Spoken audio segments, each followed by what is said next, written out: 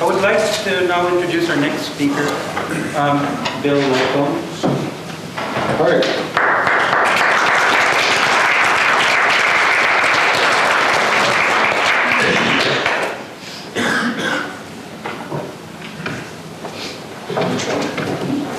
This one. Hello.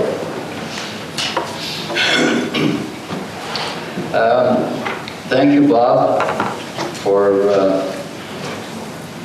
the prayer that you gave us here, and I think it's really important that we start these proceedings out with the right feeling in our heart, and I thank you very much for that.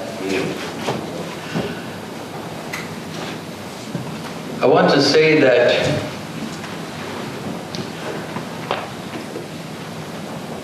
this, first of all, I'd also like to thank Perth for hosting this gathering, and I'm hoping what will happen here is that after we've had an opportunity to speak and kind of explain what has happened up till now and bring you up to date in regards to the trial and those other kinds of things, that we can have some discussion from the audience. I'd like to see a lot of participation, and I'm sure that there are a lot of people out there that have ideas of their own and have thoughts of their own that are going to be pertinent to this whole discussion that we're going to find ourselves involved in.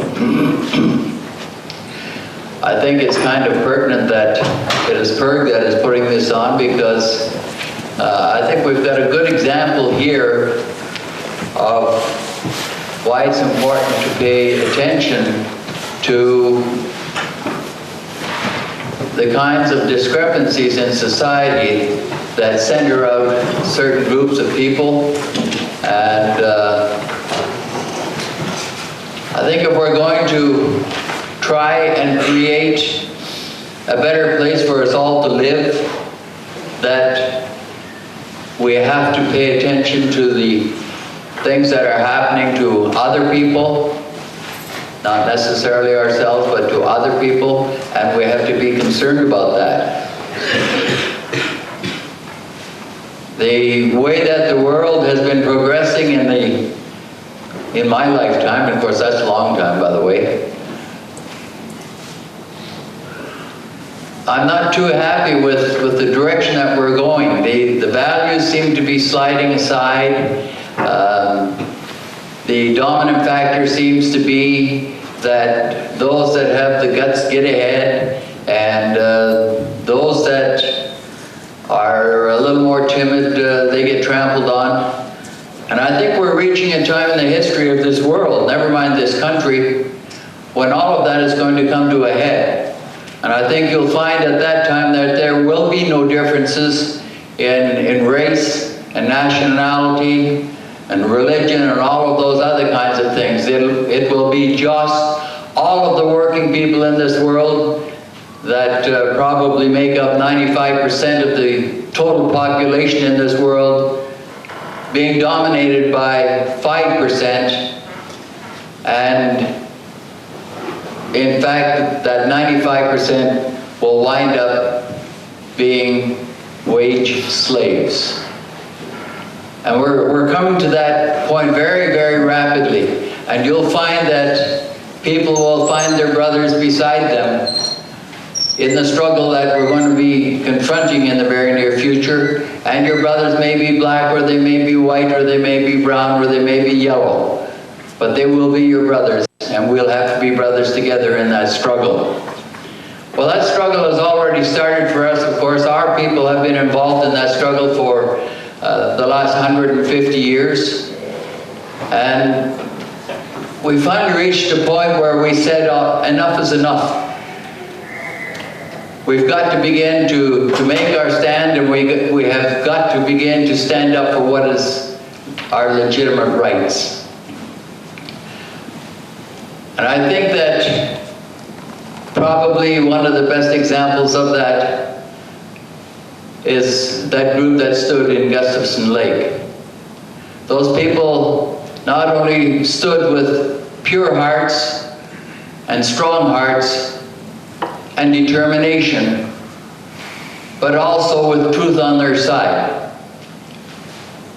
And of course, the kind of story that came out to the general public is far different than the truth of what really happened in there, and that truth which is becoming apparent through this court process. I'm not going to get into the court process too much, but I will say this, that in spite of themselves, the Crown and the prosecuting team and all of those witnesses wound up in the end being forced to tell the truth.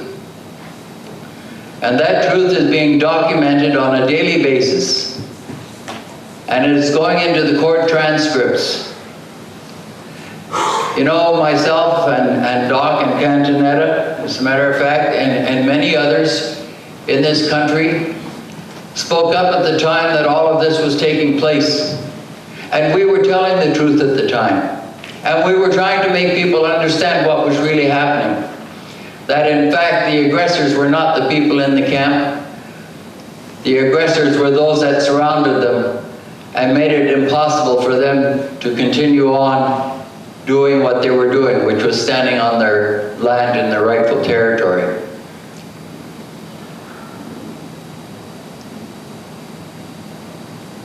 That truth never did come out at that time.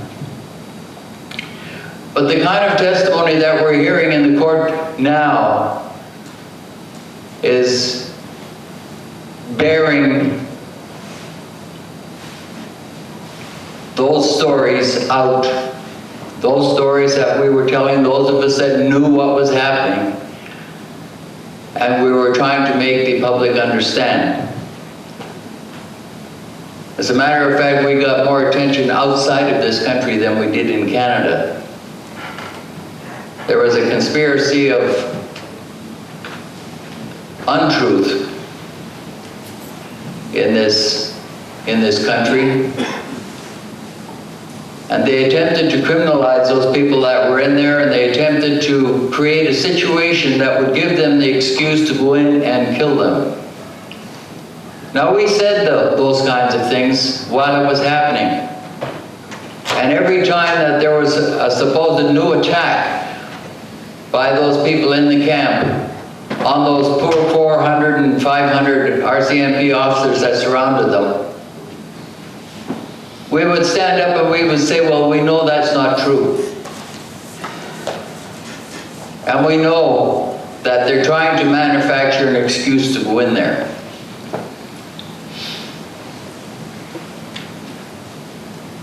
Well, they did attempt to go in there, but they forgot one thing, or there was one thing that they were ignorant of, and that's the fact that that was a spiritual camp. That was a camp that was set up by the Sundancers. And the Sundances had been going on there for a number of years, and those were spiritual people. And they were protected. They were protected against that aggression that came down upon them, and that's how they managed to survive through that whole process. I want to say one more thing, and then I'm going to give the mic up.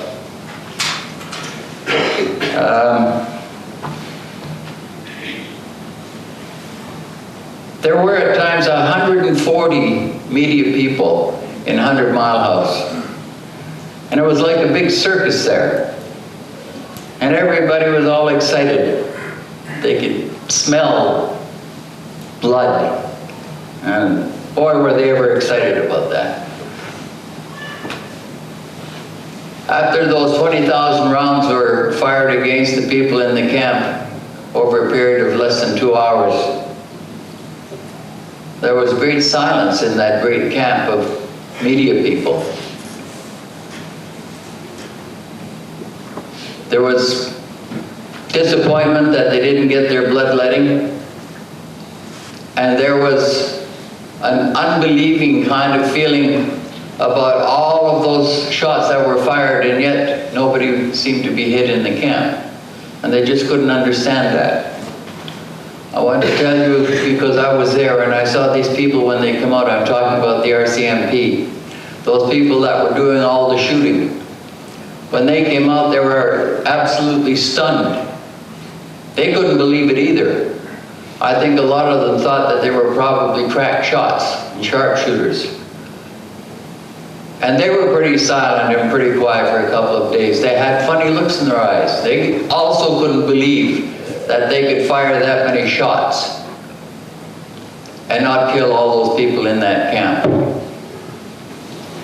Well, all of those media people are absent in the court process. I think we've had about 5 days covered by the media, and only a couple of them were in during that period of time. And I'm talking about over a period of something like 2.5 to 3 months. And I personally believe that those people only came into the into the trial at the request of the RCMP because the prosecution thought they were going to make a couple of points that day. Well, it just so happens that they attempted to make their points, but invariably the truth comes out. But they didn't print that.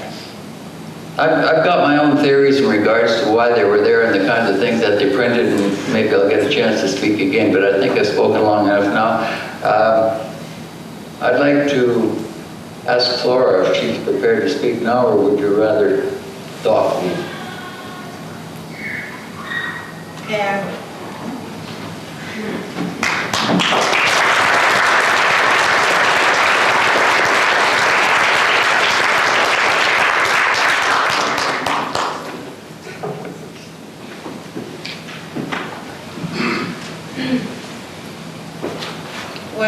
White Sultan. My language means greetings to all my friends and relatives.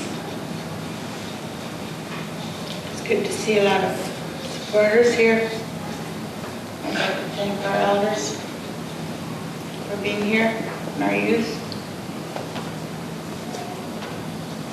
and all those that have come to listen.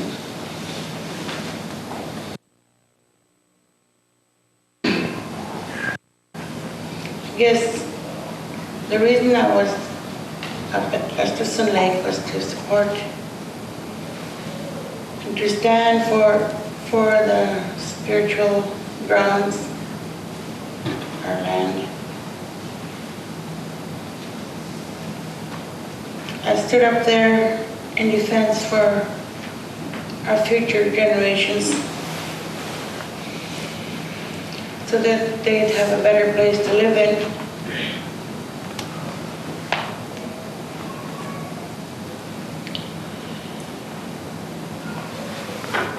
I stood up there in support of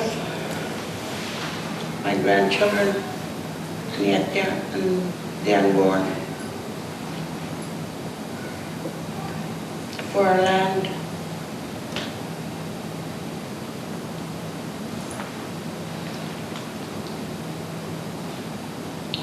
While we were up there, each and every one of us had a job to do. The women had the job to cook, keep the men fed.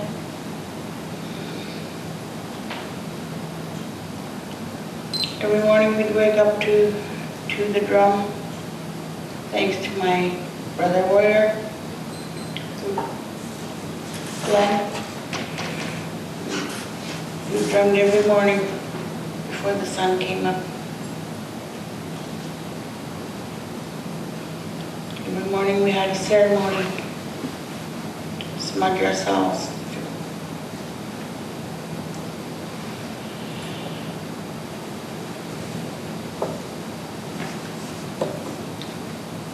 Every morning we'd wake up to helicopters.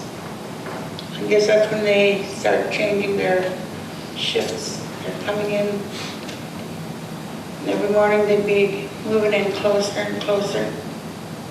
We hear the APCs coming on 4 sides of us. And the helicopters coming in. I don't know how many times we were, threatened to be raided, and we had to be ready.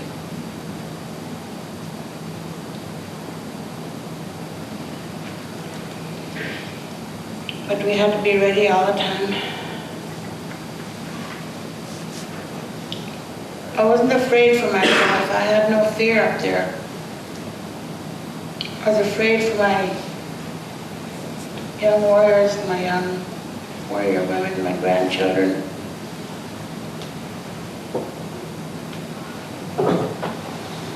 But the fear was taken right out of me when I was up there. Because it's all I thought about was our right to be there.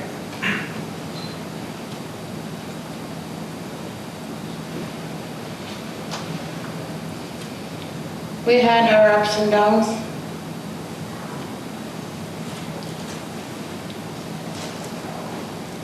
We had fun. And we'd go around looking down or feeling down. There was always a person in the camp to bring us up again.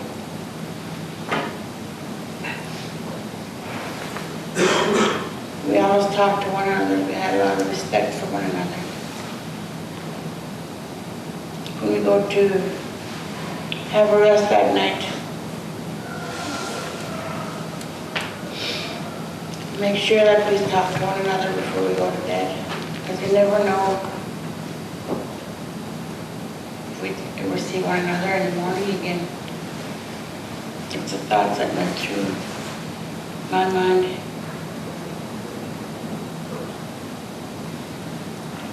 We were really close family up there.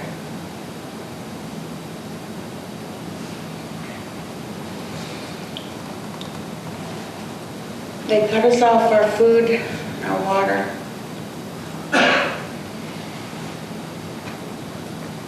Yes, it was one of their scare tactics of trying to get us out of there when we ran out of food. But every time the negotiator would phone in, we'd say, well, we'll kill one of Lyle James' cows. They're hanging around pretty close. We could eat one of those. But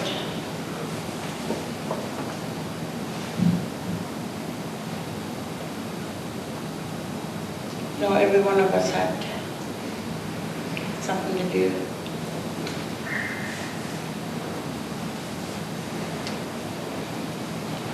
This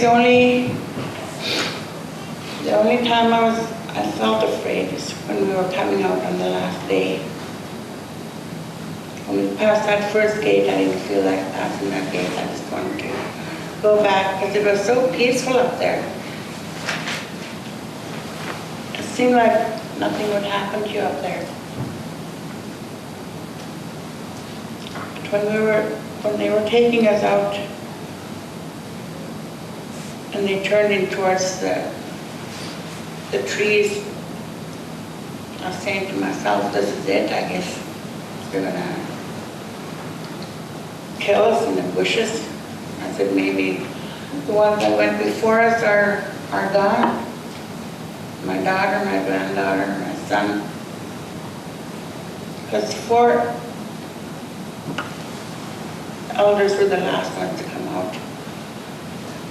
We didn't know what happened to the rest of the people that came out before us. But that was the only time I got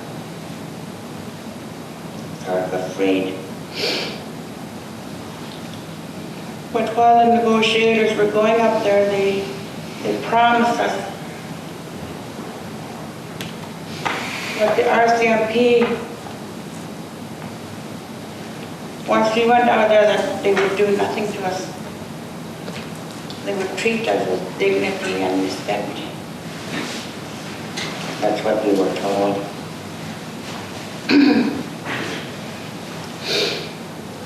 But as soon as we got out, there was guns pointing at us from everywhere, up in the trees, around the roads, behind the rocks, everywhere. But I wasn't scared.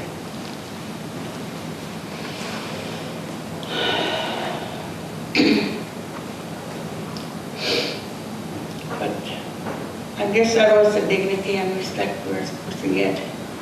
We were handcuffed, booked.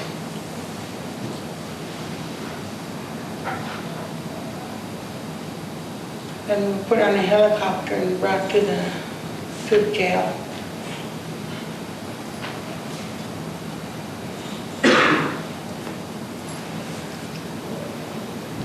After we were out of jail, I went home. And I didn't know how to feel. I didn't know. I had mixed feelings. I didn't know how to face my people. I didn't know how to face anybody. I didn't know the feelings I got. I didn't know what kind of feelings they had towards me. If they hated me, if they felt sorry for me, or what. I didn't know. So I felt lost, I felt. It seemed like I was walking around like a zombie. I didn't know what to do. I didn't know where to go, who to talk to, or anything. So we went to see a medicine man. He said that our spirits were still up there, at the lake. So we had to have a ceremony to get our spirits back. And I felt a little better.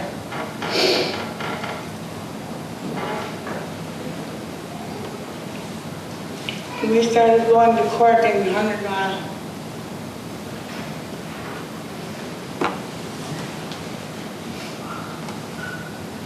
My son was kept in jail.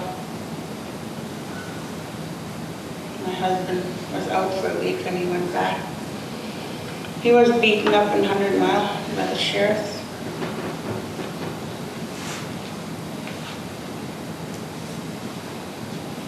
And then again in Surrey just a few weeks ago. He was beaten up again. Because he knew that witness on the stand was telling lies. He was angry. While they had him on the floor, I went over there to see him, and before I knew it, the sheriffs had me all. They were twisting my arm and everything.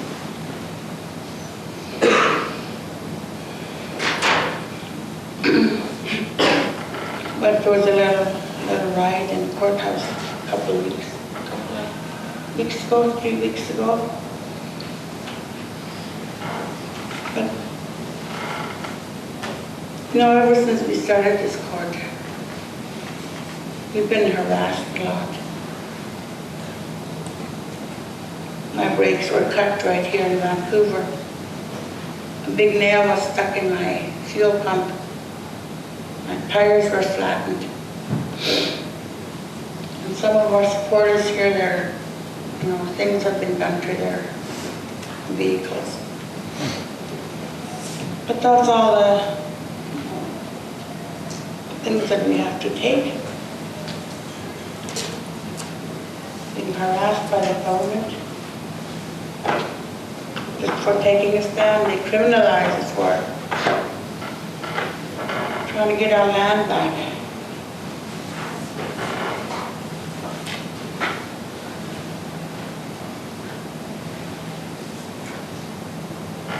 And just today, my husband was denied bail again.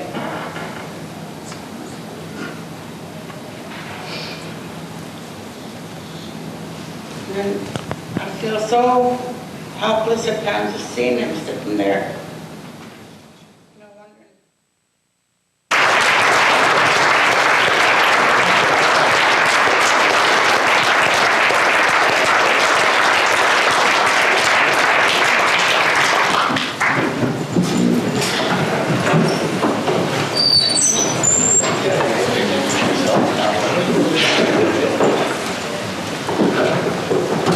like to introduce our next speaker.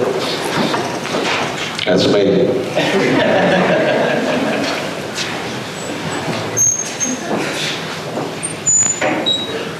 Before I start, I'd like to first recognize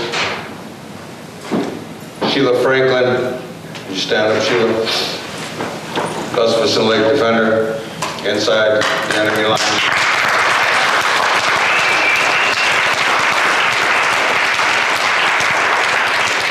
I believe Glendon Holt is in here somewhere.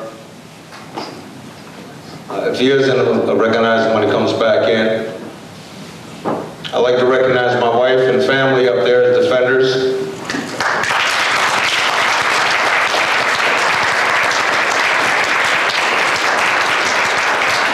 There she is.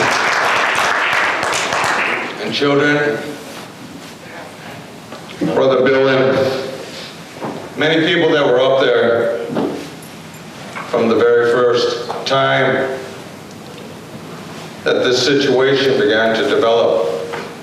And I'm not going to get into a lengthy history as to what happened up there because we've spoke about it time and time again, and we have given the circumstances that caused for everything that happened at Gustafson Lake. But I think it's important just to sort of go through it and give a synopsis of the historical, give a historical analysis of what happened up there. First of all, it must be understood that there was approximately 30 to 40 people who intended to have a spiritual ceremony, practice a religious rite. It's called the Sundance Ceremony. I personally was grateful to be able to participate in the dance with the Shuswap Nation. I'm originally from out east, and I'm a part of the Mohawk Nation. My sister Kahentinetha is here tonight, and she's one of the original defenders and offenders against the government at Oka. So let's have a hand for Kahentinetha.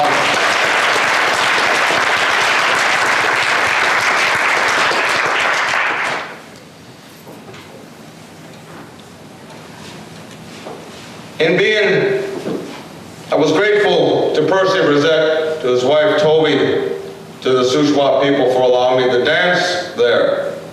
I moved out this way three years ago, and I've been a sun dancer for 18 years.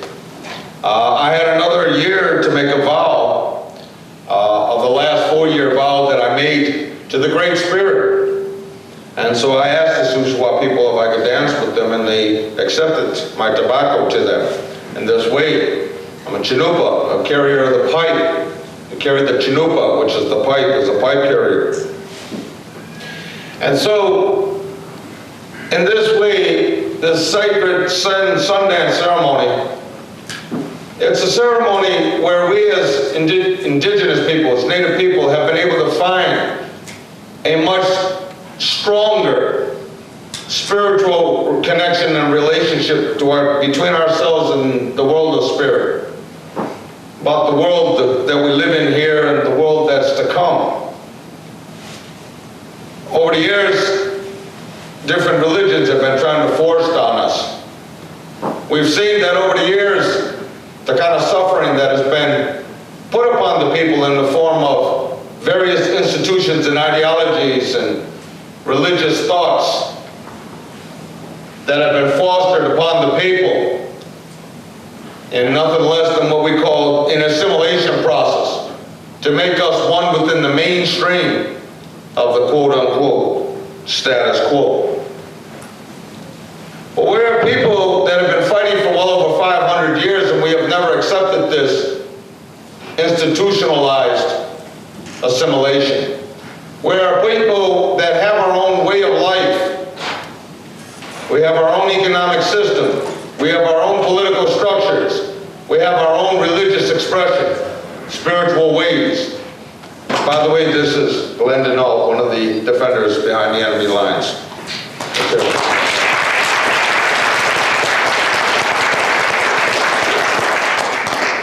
So understanding that, I come from a culture and from a way of life where many of us have never relinquished.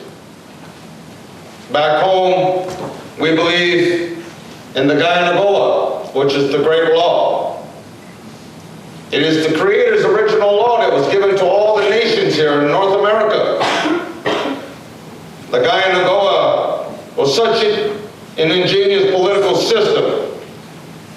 The great law was so perfected that it was given to, by the Creator, it was given to Digitizied, the prophet, the Huron prophet, who brought the great law to this Iroquois Confederation and brought it to many nations across this land 700 years ago, while Europe was still living in a system of feudalism under monarchical control. Contained within that great law is a spiritual law. It's a code of morality. It's a code of respect. I was informed by Percy Rosette that they stand on the great law, that they believe in the hereditary laws. They believe in the natural laws, the hereditary systems. I was also told by Percy and his family that they've been having quite a bit of problem. They've been conducting the Sundance up there at Gustafson Lake. The original name is Chapatan territory. And there had been a lot of problem with a very racist element up there. Known Ku Klux Klan and neo-Nazi sympathizers. People who had affiliations with the right-wing militia groups. And a town that was predominantly dominated by racist ideologies. And up until just in the last 20 years maybe, the last 15 years, the law in relationships to Native peoples in this rural area, and a number of mysterious deaths coming up in that area. I could see and sense the level of apprehension up there in the territories with many of people who are very humble people, a very spiritual people that are very closely tied to the land, who are very closely tied to the four-leggeds in order to obtain food to eat for their meat source and substance, to smoke the meats in the smokehouses, for the salmon and the rainbow trout that runs through the creek into that lake up there at Gustafson, and smoke that fish for the wintertime, to live off of the wood in the area, to build their homes, to build their cabins, beautiful cabins, underground homes, smokehouses, outhouses, don't have to worry about plumbing. But to look at the simple life and the form of self-sufficiency that the people lived up there, and the humility and the giving of the people and growing of their own crops up there, trying to grow their own vegetables, being totally self-sufficient. And I was told that up there historically, that the Shuswap people had never willfully signed that land away to no one. That historically, that land was never ceded to the Crown. And that in the early 1900s, the government, after 2,000 Shuswap people were executed in the form of smallpox and blankets. And an Indian agent by the name of Joseph Trutch had reduced the original 300,000 acres of land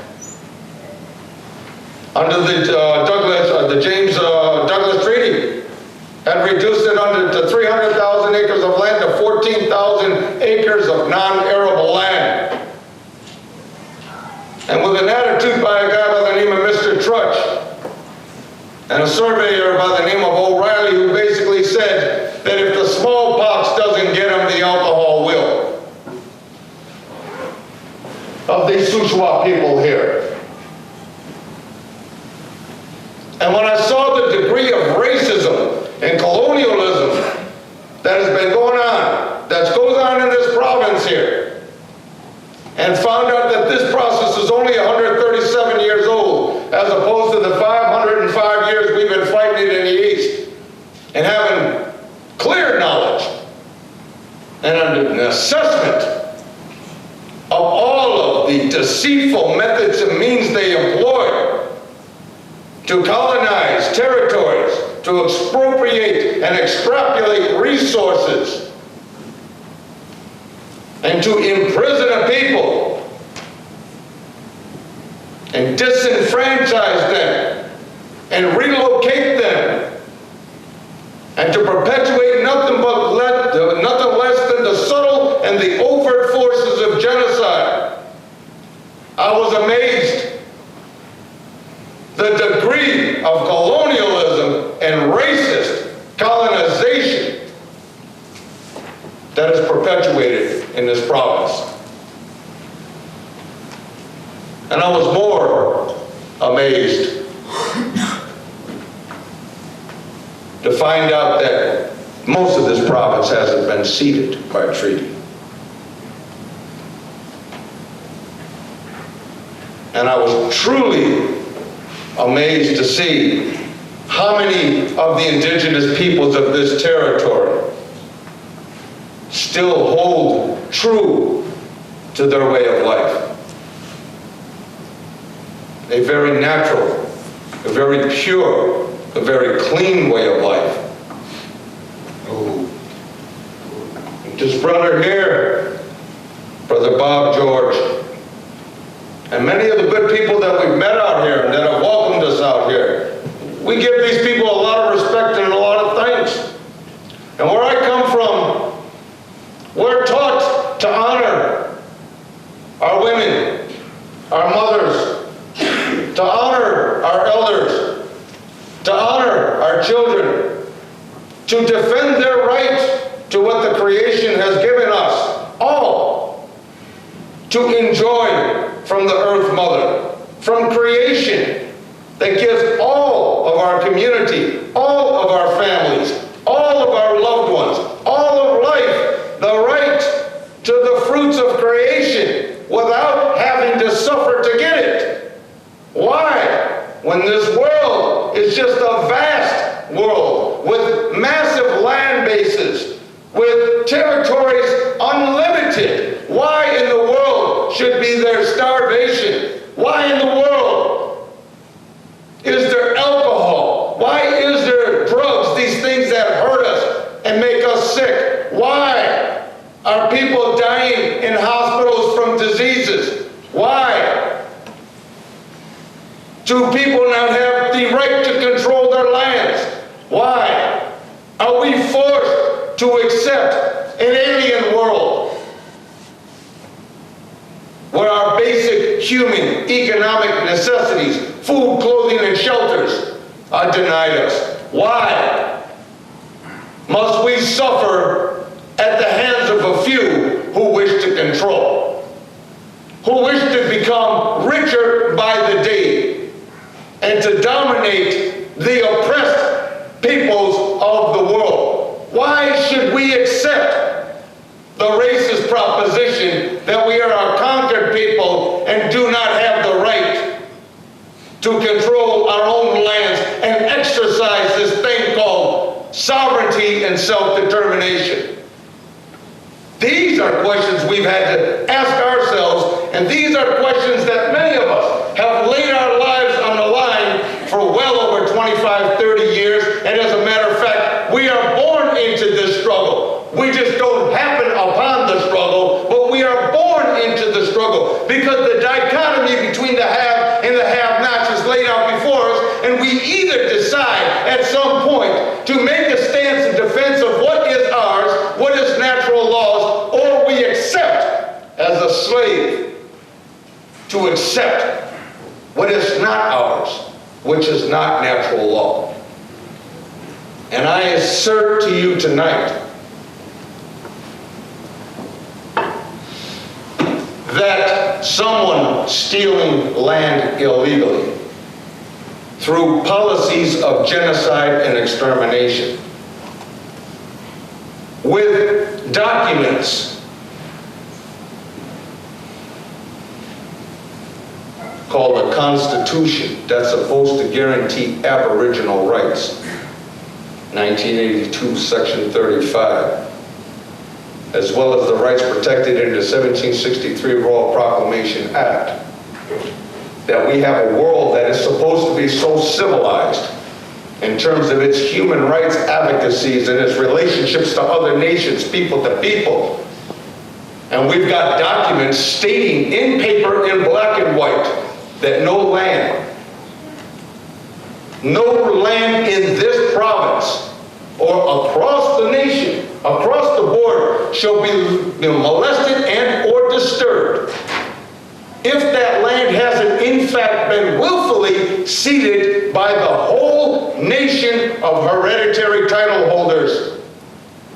And I assert to you that in this province, well over 90% of this province is unceded according to the international proclamations made from the time of King George III to this present day. It's validated by your Constitution, and Gustafson Lake just happened to be one of those lands, pieces of this vast territory, that was stolen illegally, and it was sanctioned by collaborators within that territory known as the Band Council system of the Caribou.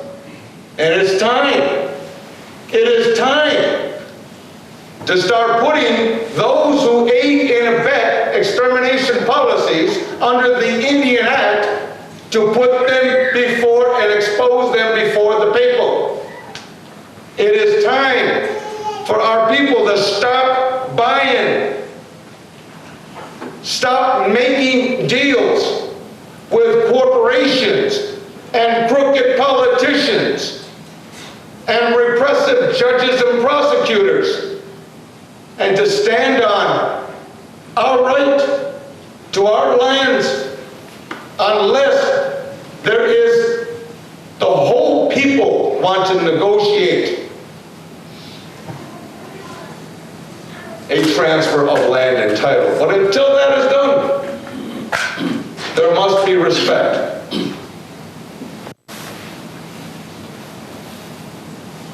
What we found out, what we've asserted right from the very beginning, is that the reason that many of us whom were at the lake, and those of us who assisted when others were in the inside behind enemy lines to get this word out and get this truth out, we've basically understood that the reason this government employed 400 RCMP officers and military backup was to cover up for the jurisdictional arguments of unceded territories in a province that was smoldering with the potential for resistance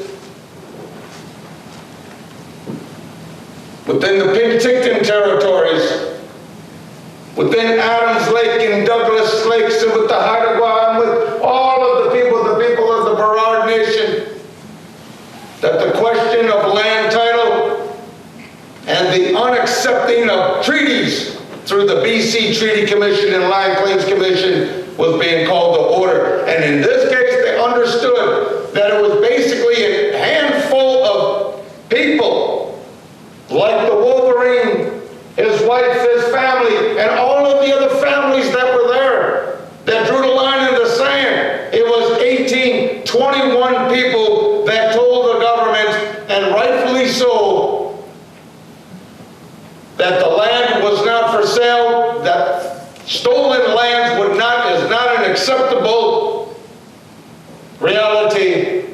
It's not a form of negotiation. And because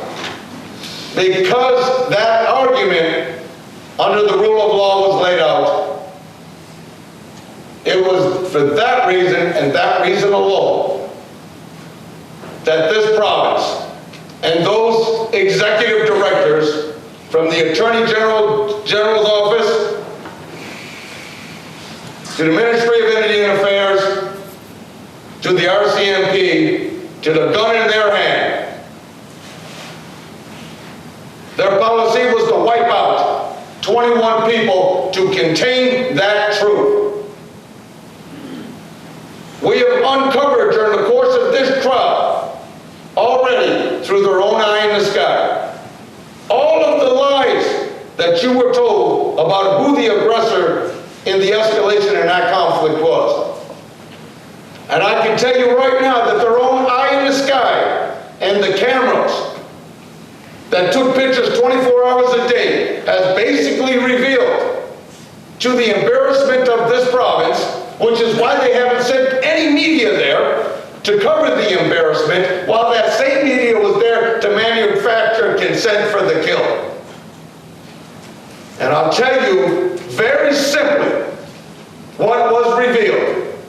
You were lied to about the August 27th event about flak jackets. 2 cops being shot with flak jackets. That was the incident that was supposed to justify the kill at Gustafson Lake. And I can tell you from the testimony from the 2 cops that testified, ERP members, that they had to drive back and shoot an M16 out both sides of the window 50 to 100 feet back. I can tell you that all the film leading up to the forestry workers cutting those logs to get in there, they're out of distance where they can only hear shooting. You see the forestry workers leaving, and in the film it's all blanked out. Then you see 2 RCMP officers throwing flak jackets in the back of a truck and getting in a helicopter. The truck is heading towards Gustafson Lake. What would they be doing down there if they weren't going to take that flak jacket to put a couple bullet holes in there and architect a story and manufacture a story to gain your sympathy and approval to go in there and kill 18 people like they did in Waco, Texas? If nothing else, I submit to you, this body, that form of manipulation by the press and the RCMP one-sided reporting is the basis for the rise of nothing less than a tyranny and what is nothing less than a police state. That basic principles of democratic processes and due process of law under your own law is delicately and seriously compromised if you allow these sort of things to happen. The incidents where they say that they were provoked on September the 4th, they said that they were accosted and ambushed by natives in the bush at night. Their own forensic analysis says that they weren't shot at. In fact, it was a tree branch that hit the mirror. But the RCMP never reported to you or retracted that statement. So once again, they perpetuated the lie, knowing that they were lying and playing on your sympathy or your emotions. September the 11th incident, they shoot. They begin by blowing up a truck that morning with plastic explosives, landmine device. People were on the way to get water for the others who were going to come in and negotiate a peaceful settlement and understanding. They blow the truck up. They have an APC climb right up on top of the truck. They smash it. 2 people exit the truck without weapons in their hands. RCMP told you they had weapons in their hands. And they shot at the cops, and that's the reason why the firefight started. The firefight started with them shooting with AK-47s. Well, if you look at the picture from the eye in the sky, they got nothing in their hands whatsoever. Once again, you were lying. They fired first by killing a dog. Just wasted the dog that jumped out the back of the truck trying to run back to the camp. From that point on, 20,000 rounds of bullets were shot at the defenders in the camp, and it's only a miracle that the spirit of that land and the power of that Sundance kept everybody alive in that grounds. 20,000 rounds of bullets being fired. Next day, a young man, and this is all supposed to be in a negotiated no-fire zone. The next day, a young man goes to war They report from the eye in the sky that he's carrying a gun. He's got a coat over his gun. The camera shows he's carrying a coat. One of the officers in the Earth Squad calls to the commander and asks for permission to neutralize this potential threat. The guy's going down there to bathe. You see the man walking down towards the lake to bathe himself, and all of a sudden the sniper gets permission from the head inspector. One of the head inspectors gives him the green light to kill Indians. The guy is unarmed, walks down to bathe, he gets shot at 3 times, he hits the ground, stays down there for a half an hour. The only thing they ever said about the Wolverine, they say he's charged with attempted murder. They're saying that he tried to, but they never said who he tried to shoot. They say the worst is that he was trying to discard somebody or just distract somebody by warning shots while they were trying to run him down with an APC. And the worst that was ever said is that he may have tried to disengage them by hitting the tires while they were using a 20-ton machine to run him over with the order to eliminate the shooter. I think, and we could go on forever, all night long, but I think you've been lied to. We've all been lied to. And we are not living in a time where we can accept lies anymore. We've got to get serious about what's being told to us. They said they wouldn't let the Wolverine out because there hasn't been a change of circumstances. I submit to you today, at this very moment, there was a change of circumstances. The change is we exposed the lies. They wouldn't let him out not because he poses a physical threat to anyone, but the ideals of the Wolverine is what poses a threat to this province. Because when these young people right here understand, the next generation understand the ideals of the Wolverine, and those of us who have been through the movement for self-determination, when they understand, they will take an action to perpetuate the resistance to the colonial forces in this province, in this nation, and one day, these young people will rise up in massive numbers to join hands and link arms across this country, up and down this Western Hemisphere. And the prophesied timing of the Great Alliance will be staring you in the face. You better hope at that time that we have love and respect as allies. With that, I thank you. And I'd like you to hear my sister Kahentinetha Morin.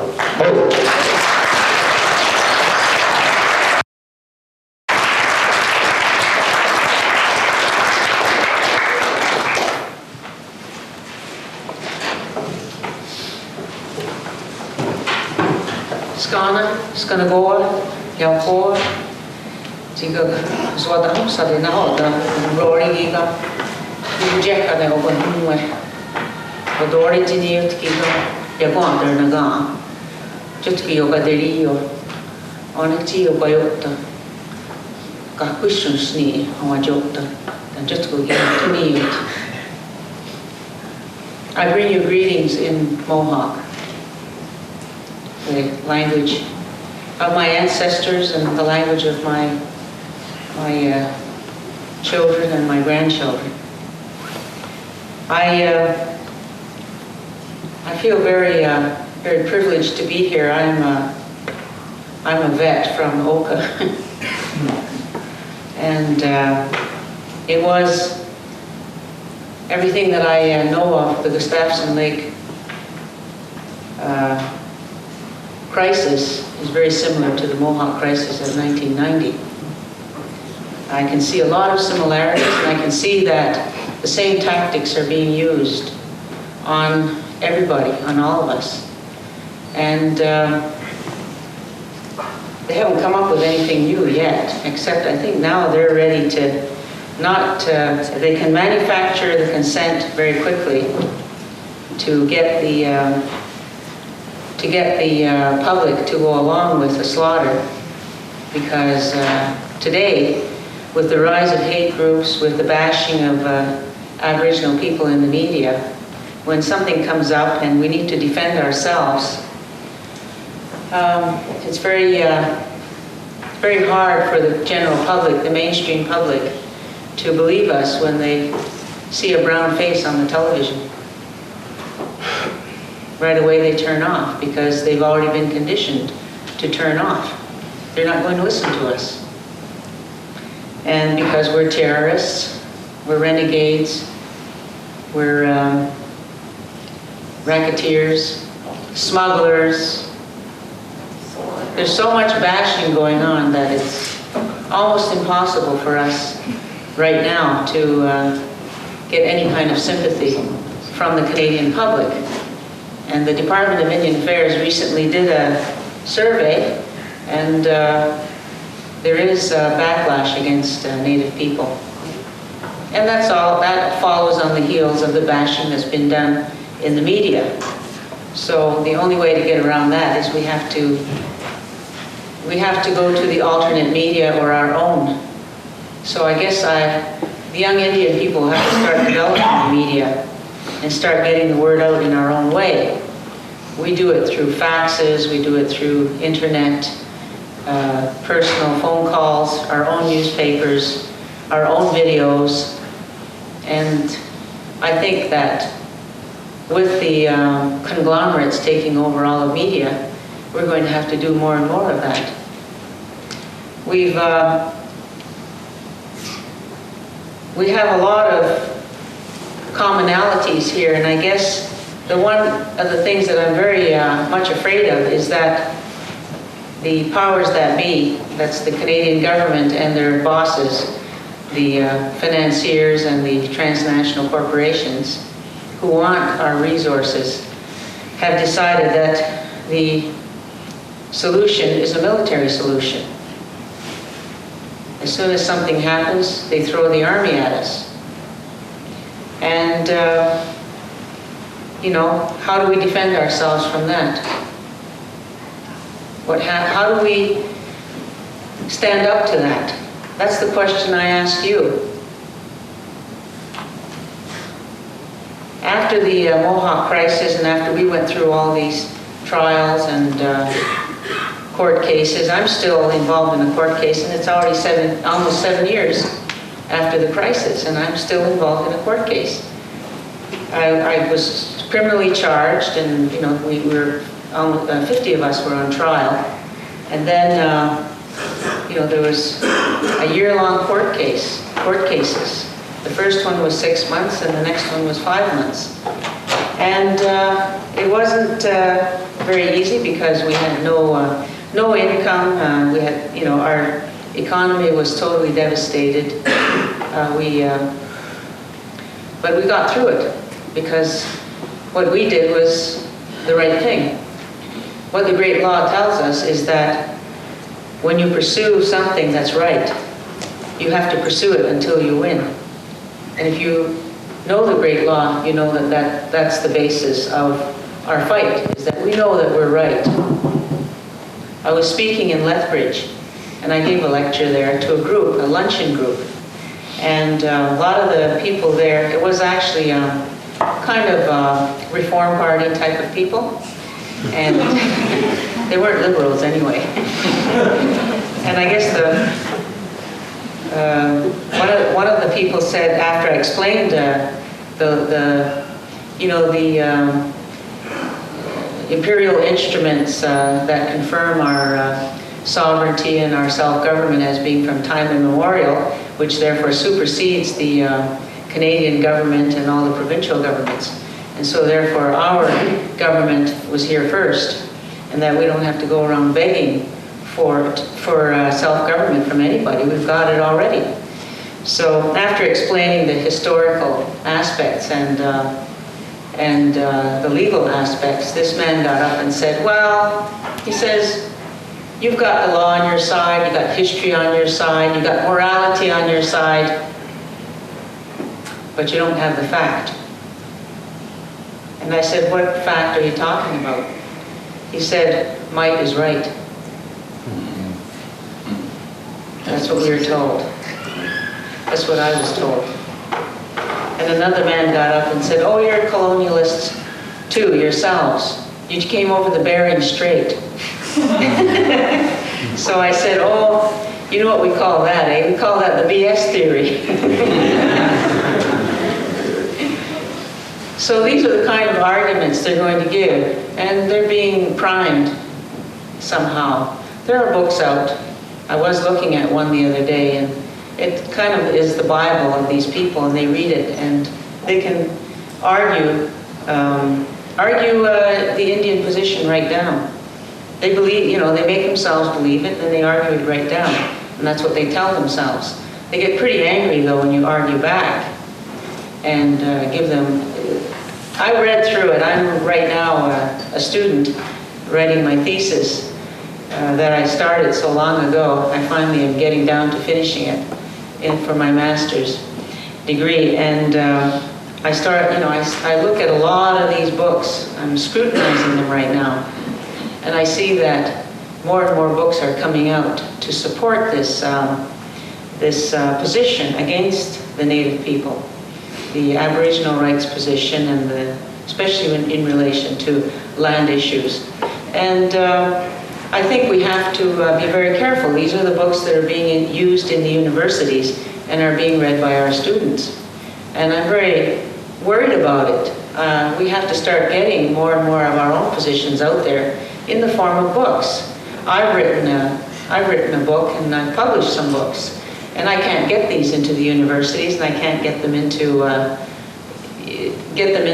bookstores because there's a censorship. I didn't realize that because I wanted to get them into the bookstores in Toronto and found that it would have to go through this council who would scrutinize it, and they would never accept these kind of books. And so they wouldn't be sold in the regular stores. So it's very difficult for us. Everywhere we turn, there's a brick wall. I came down here to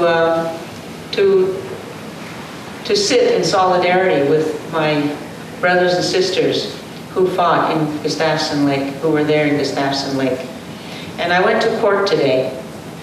And when I walked into that court, of course you have to go through, they take your handbag and they, look in your mouth and stick that probe all over and just like you're getting on an airplane. And then you get in there, and of course there's a great big bulletproof glass, and then all of the defendants sit behind the glass. It's a pretty sad, sorry society when you have to do that, isn't it? To go and get a trial. And then I see the defendant sitting there like Wolverine, sitting there, who's been in jail for about 14 months now. And when it comes down to it right now, there's no reason to keep him there. And yet today they decided to keep him. And it wasn't, and everybody else is out. Why keep him? And yet, you wonder when you look around and you begin to see that this is a political decision that was made today. There wasn't even any argument. There was no reasons given. They just said that that's the decision that was made. It's very sad for me. I felt very bad. It just took me back to all of the trials that we went through. And I guess that's the lot of the Indian people, that if we're going to stand up for our land, our sovereignty, our rights, our power to determine our destiny, then we're going to have to suffer. And we have to keep on struggling. We have to keep on resisting, because, and that seems to be our fate, is to sit in the courts. And, they're beginning to call us the hang around the court Indians.